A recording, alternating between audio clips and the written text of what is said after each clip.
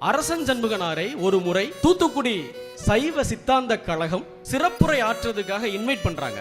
அவரை ரயில்வே ஸ்டேஷன்ல போய் கூப்பிட்டு வர்றதுக்காக விழா ஏற்பாட்டாளர்கள் போறாங்க.